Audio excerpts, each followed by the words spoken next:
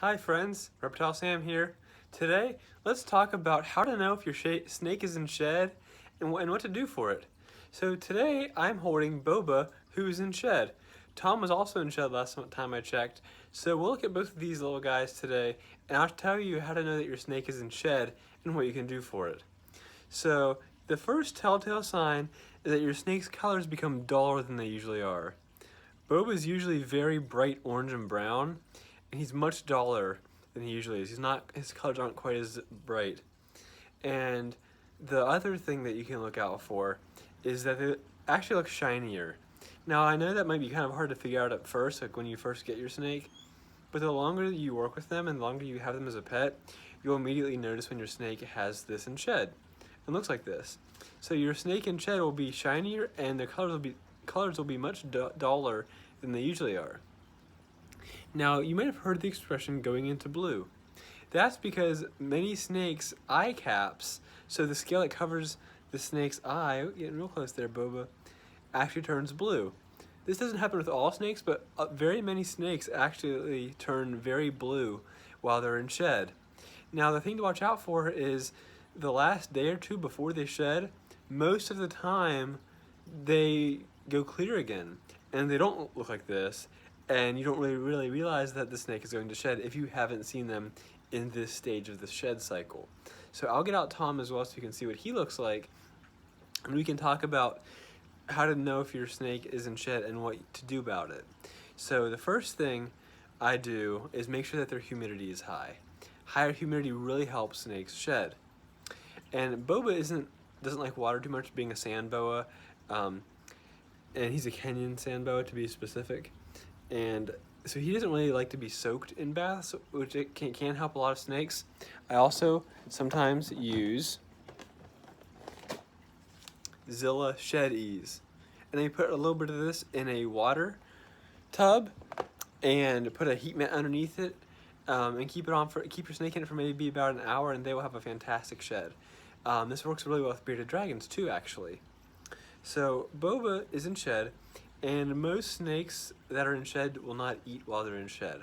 It's pretty common knowledge, but Boba actually, I had already thought out his small fuzzy mouse last time, and I didn't realize he was in shed yet, and so when I got him out to feed, I thought he was in shed, but I offered him the food anyway, and with a little bit of coaxing, he actually took the food item.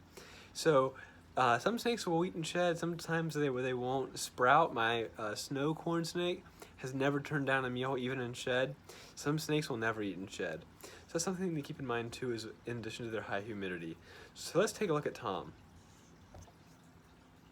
So as you can see, Tom is also very shiny right now.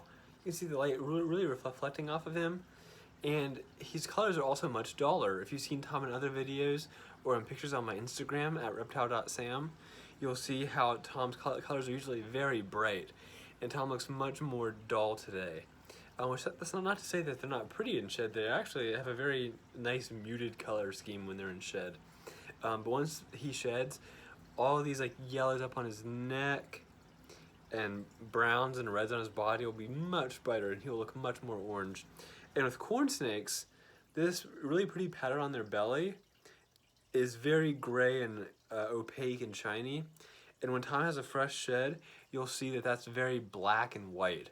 It won't look like this. Like the black right here will be very black. So that's what Tom looks like when Tom is in shed. And his eyes are very shiny, not quite blue, but they are very shiny. And these are the eye caps. So again, Tom last ate before his shed cycle started. He had a large jumbo adult mouse from Lane Laboratories. You can see my other videos about unboxing those rodents. But Tom took his mouse very well, and then right when he took that mouse, he went into his shed cycle. So let's recap on what you can do for your snakes that are in shed. The first thing is not to take them out too much while they're in shed, unless it's to give them a bath, which can really help them out. And you notice them, they kind of rubbing their noses against things. This is just trying to start their shed cycle. The second thing is to keep their enclosure a little bit higher humidity, so make sure you spray them frequently. And the third thing is, if you notice that they're in shed ahead of time, don't offer them food.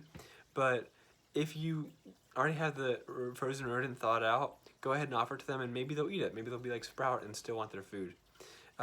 So one of the kind of side tips, if you will, with this is if you have your frozen feeders ready, feed the snake that eats the smallest items first. And this is good because if that snake refuses a meal, you can simply offer it to one of your larger snakes. So, for example, I usually offer Boba his food first because he's my smallest snake.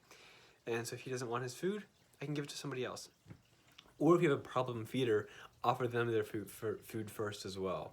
So Herman has gotten a lot better eating, but usually he had historically not been a great eater, and so I still usually feed him second after Boba.